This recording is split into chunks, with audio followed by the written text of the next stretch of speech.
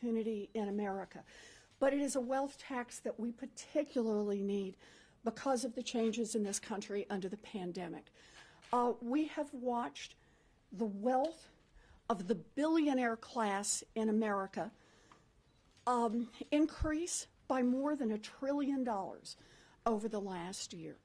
A 2-cent wealth tax would just help level the playing field a little bit and create the kind of revenue that would let us build back better, as Joe Biden says, would let us make the investments in our children, investments in infrastructure, investments in a clean economy, investments in America's future. So I'm delighted to be here today to roll this out and to take questions. But first, we want to hear from Congressman Boyle, and let me put my mask back on. I'll yield to Congresswoman Jaypal. Thank you so much, Senator. So grateful for your tremendous leadership on this for quite some time now. And to my colleague in the House, we're thrilled to be working on this in partnership with the Senator. This is a moment where I think structural inequality and inequity has really been laid bare during this pandemic and this economic crisis. It is a moment where 1 in 7 families don't have enough to eat. More than 8 million people have been pushed into poverty. Nearly 1 million new people every week are filing unemployment claims, and that's on top of the more than 75 million who have lost their jobs. This historic loss of jobs has also led to a historic loss of health care, and all of this has happened as we've surpassed 512,000 deaths due to COVID. But as working families have struggled and as their savings have dried up and food banks have been overwhelmed, as the Senator said, the rich have only gotten richer. U.S. billionaires have become $1.3 trillion richer since COVID began. That is a 44% jump in their wealth just since March. And it's not just a few billionaires getting wealthier. There have been 46 new billionaires created during this pandemic. Now, today, the richest 1% own 35% of the nation's wealth, and the richest 0.1%, that's 0.1%, own more than 18% of America's wealth. And then just compare that to the entire bottom half of Americans owning just 1.5% of wealth. So in the simplest terms, there are the richest 130,000 families in America who hold nearly as much wealth as the bottom 117 million families combined.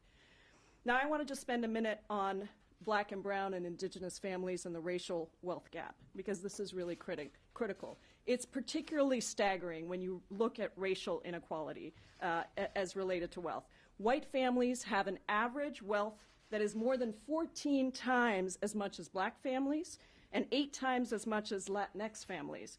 And in fact, the 400 richest Americans own more wealth than all black households and a quarter of Latino households combined.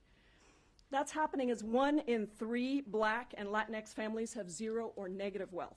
And for Asian Americans, a group that is way too little studied, and there's way too little information here, income and wealth distribution inequality has gone from being one of the most equal to actually one of the most unequal among major racial groups in the United States.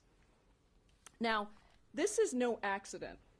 Our history is that much of the wealth of white families was accumulated at the expense of black, brown, and indigenous families, from legalized slavery to redlining.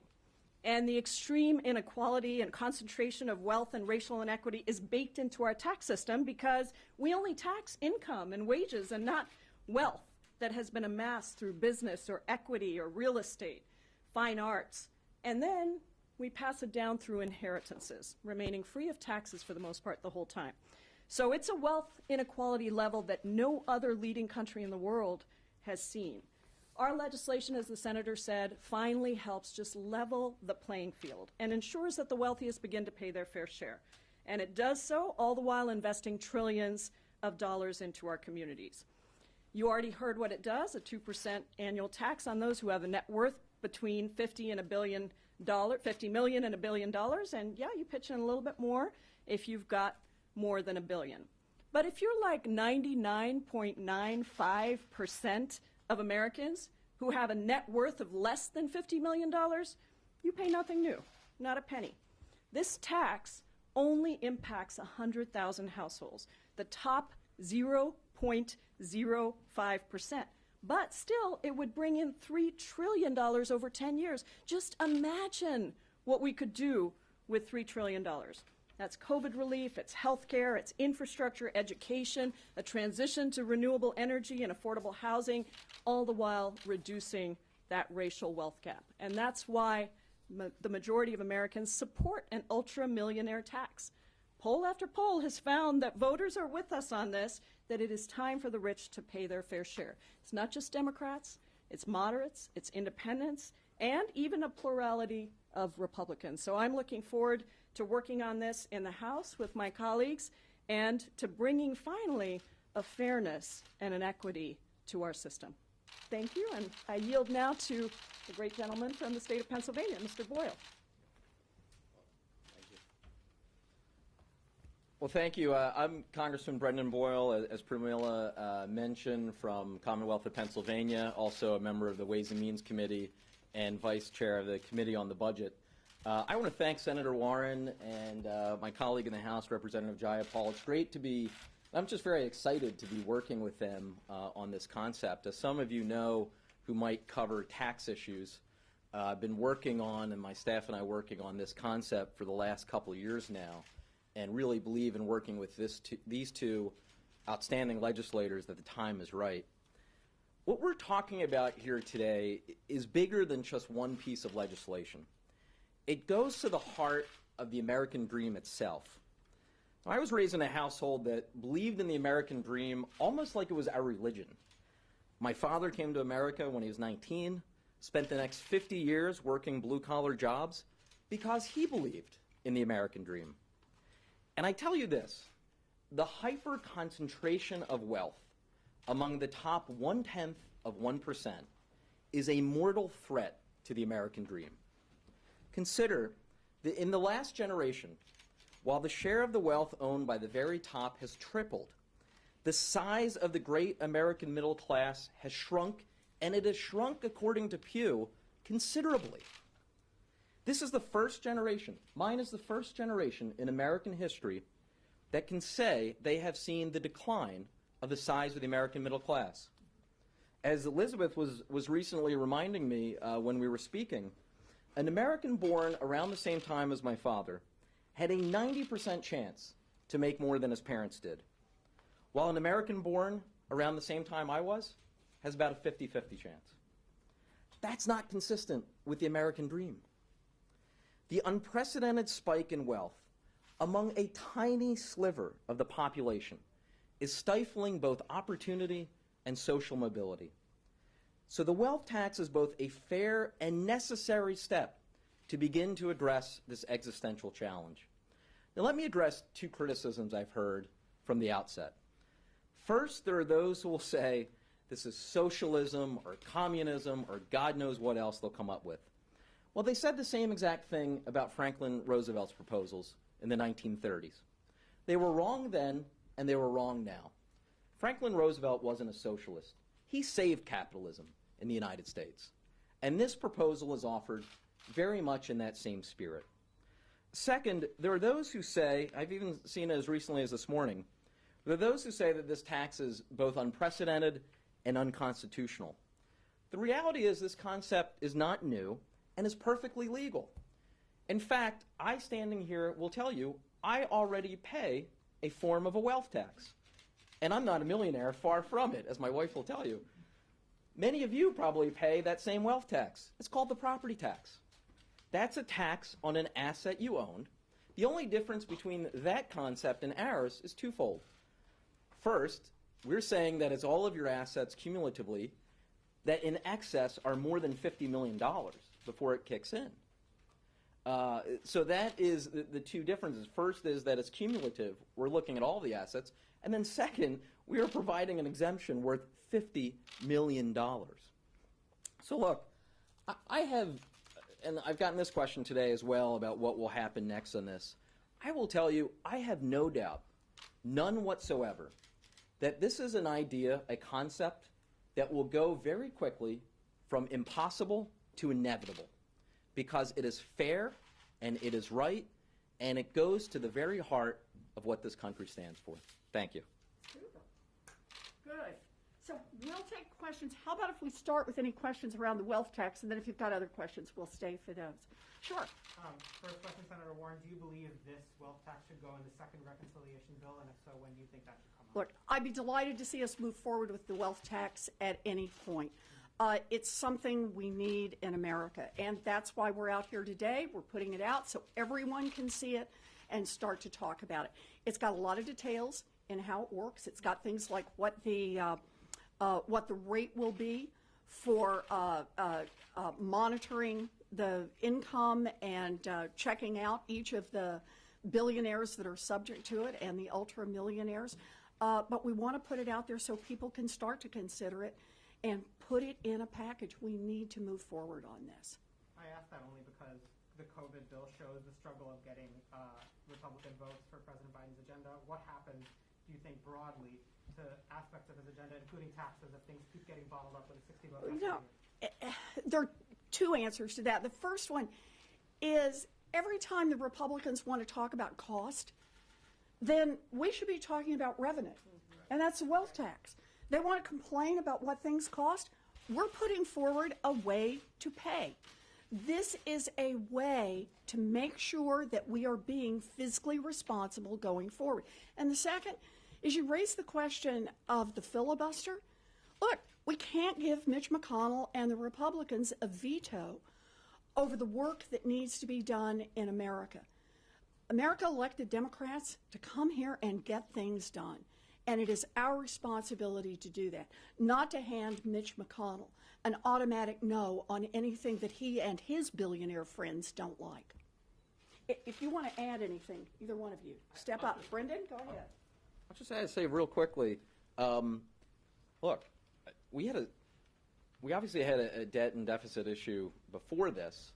Over the last year, we have spent from the CARES Act through what we just voted for in the House, well past midnight the other night, we've been spending a lot of money. And by the way, I voted for every single one of those. I absolutely support it. But I recognize that at some point, we are going to have to turn to revenues.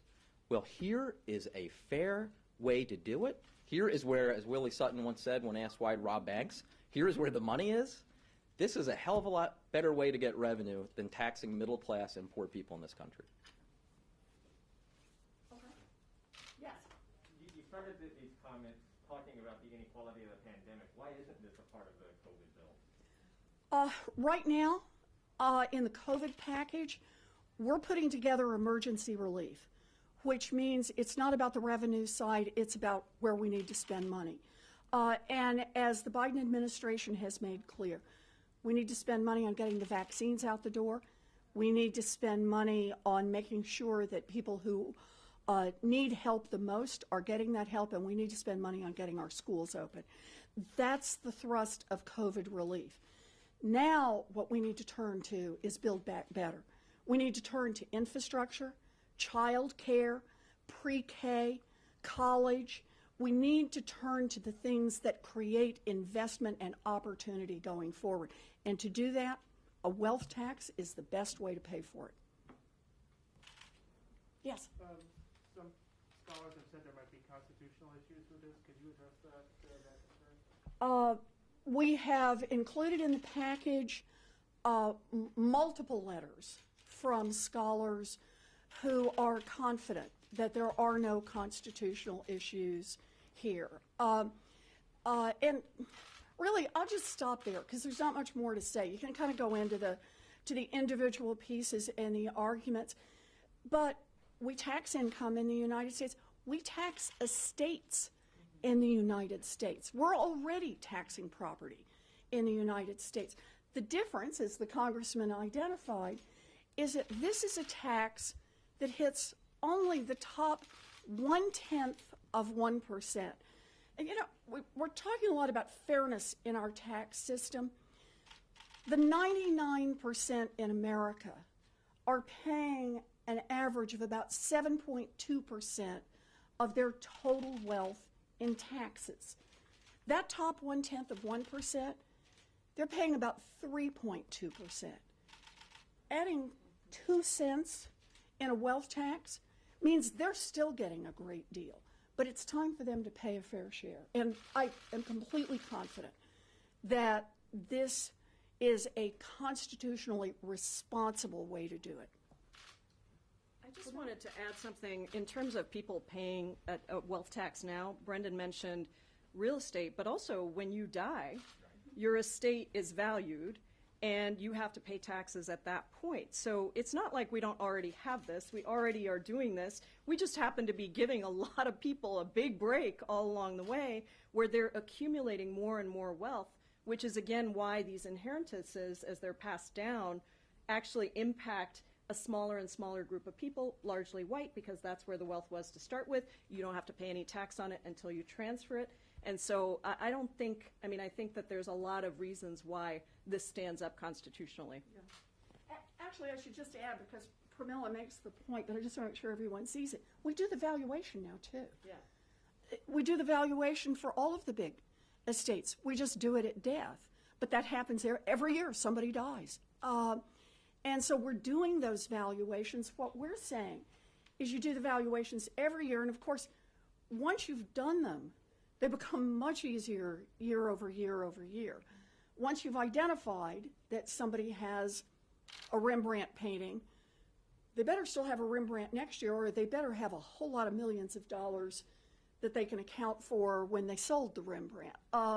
So this is already in our tax process. What's different about it is it truly focuses on the richest people in this nation, the people who could afford to pay a fair share.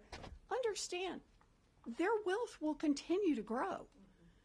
You know, during the pandemic, they have increased, the billionaires have increased, the billionaires have increased their wealth by $1.3 trillion.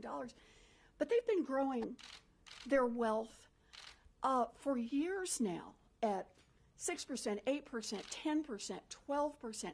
They have their own money managers, their own people who manage these great fortunes. A 2-cent wealth tax means they just don't grow it quite as fast, but that 2 cents is an enormous difference for the rest of America. It is an opportunity for every child in America to have universal pre-K, an opportunity for every child to have child care paid for, and every parent, and to raise the wages of every child care worker. We can make a huge difference with this wealth tax. Senator, if you could expand more on your calls to end the filibuster, it doesn't have necessarily 51 votes yet. Do you anticipate that as time goes on and you have other proposals from the Biden agenda that might be stymied by the lack of having 60 votes, do you anticipate that more of your colleagues will join you in calls to end the filibuster? Because that seems to have been a roadblock for Democrats for some time. So look, the filibuster is something that gives Mitch McConnell a veto, and that has to stop. We watched him use it during the Obama administration, and he is already using it now during the Biden administration. We weren't elected to come here and be a debating society that gives Mitch McConnell a veto on every single piece of legislation that is needed to help American families. I believe that as we talk about the pieces that we're trying to move forward, whether it's the minimum wage, whether it's protecting the vote across America, whether it's anti-corruption, whether it's universal child care and universal college for all of our kids, that more and more people will see what Mitch McConnell is trying to do. More people will see it across the nation, and more people will see it in the Senate.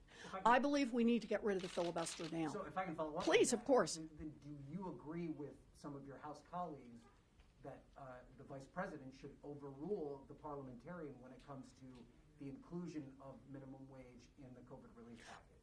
I agree, but understand, the only reason that we're in this mess is because of the filibuster.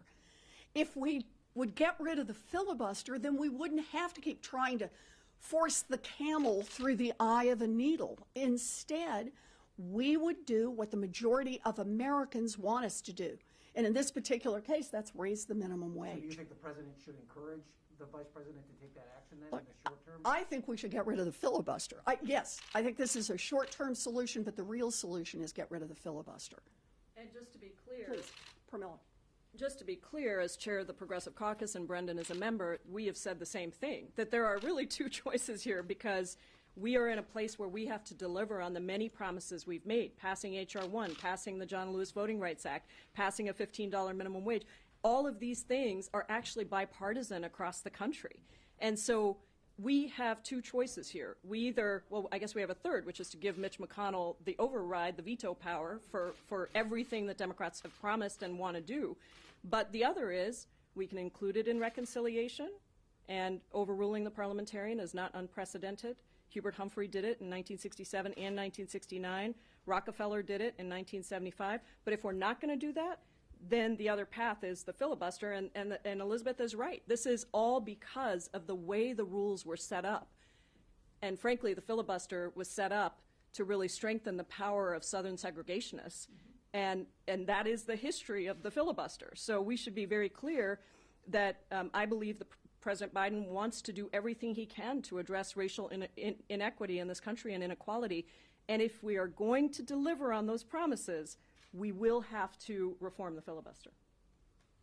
Yes, and to follow up on that question, did the parliamentarians' decision sort of give you one issue that you can peg ending the filibuster to, as opposed to, maybe in the abstract, the entire agenda? Is there a strategy or conversations to maybe just peg this conversation? I don't want a strategy. I want us to get rid of the filibuster because it is too costly to America. The piece in front of us right now is the minimum wage. But the piece that's coming up is the Voting Rights Act. And the piece after that is immigration reform. And another piece is universal child care. The infrastructure package is very different if the Republicans get a veto at every turn through that process. So if we want to deliver on our promises, we got to be willing to get out there and fight for it. And that starts with getting rid of the filibuster. Brendan, you want to add something? Just add something real quick because this has been a pet peeve of mine for a long time and I have the opportunity. There's one advantage of having a Philadelphian up on this stage. This very issue was debated at the Constitutional Convention in Philadelphia. They considered the idea, if you read the Federalist Papers in two different sightings, Hamilton and Madison talk about this, they considered the concept of a supermajority, and they rejected it. So people who argue, I was on a TV show and a person brought this up, oh, well, you're going against the way it's always been, our founding fathers. Nonsense. That is complete garbage. That is bad history. The fact of the matter is our nation's founders were quite smart. They were not perfect, but they were wise. They considered the supermajority requirement, which is what the filibuster is. They considered a supermajority requirement in the upper chamber, and they rejected it. And they rejected it for exactly what we're seeing now, almost a quarter of a millennium later. Yes. Going off of that, though, respectfully, you have two Democratic colleagues of yours, Senator Manchin and Senator Sinema, who have also said that they don't support ending the filibuster, and they've been against raising the minimum wage in this provision to $15 an hour as well. So, are you worried about pushing progressive policies through when you have opposition within your own party and there's this division between progressives and moderates? Look, I know that everyone likes to talk about the divisions within our party, but what brings us to Washington as Democrats is that we're trying to make this government work for working people. I believe all of us are in favor of raising the minimum wage. I believe all of us are in favor of better support for our children and more housing opportunities, more investment in infrastructure. Now, there are going to be ways that we're going to have to negotiate with each other on those, but the key is that we are here to get things done. And the more that Mitch McConnell blocks, then I believe the case gets stronger and stronger for filibuster reform. Just one more? All righty. Two more. Do Leader Schumer and Speaker Pelosi support the wealth tax? Do they support putting it on the floor for a vote? You should ask them. You're on the leadership team. Yeah, Yep. Do you have any? I don't want to speak for them. But I do want you to know, they know about this, and we have spoken about this. But I shouldn't speak for someone else. Follow up on minimum Sure. wage. Are the members here prepared to vote against the stimulus bill if it doesn't have minimum wage? Are you making that explicit threat? Go ahead. What we have said is we have to look at the final package. We have to look and make sure that it is not weakened in any way. I'm very proud of us in the House, and progressives were a key part of keeping not only the $15 minimum wage in, but also the survival checks at the same income thresholds that were originally there in December. And so we need to see what's in the final package. But we have made it clear that the minimum wage is a priority for us, and that keeping it at the same level with the same items that we passed in the House is going to be very important for progressives. Good. Quick wealth tax question. Sure. We'll do a real quick wealth tax. Real quick one. You had mentioned, Senator Warren, revenues that would be raised from this. Just to make sure I understand, do you believe those revenues should go toward reducing the debt or to fund other priorities? Look, I think it should go to fund other priorities. Okay. But the point is, this is $3 trillion over the next 10 years, and yet it would affect only 100,000 families in America. And I just hope everybody dials in on that for a second. We talk about income inequality in this country, and the slope kind of looks like this. But it's wealth inequality where the slope looks like this. The difference between the very tippy top and the rest of America is enormous. And that very top is not paying a fair share. They are paying less than half of their wealth in taxes, unlike the 99%.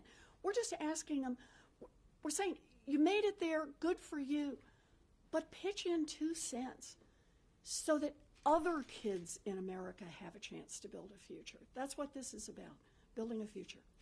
Good. Thank you. And I want to thank my 2 colleagues for being here. It is terrific, always terrific to work with good people from the House, but I'm delighted to have someone from Ways and Means. This is exciting.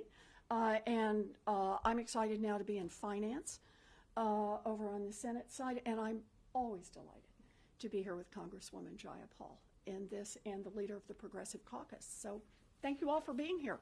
Thank you. We did this. There we go.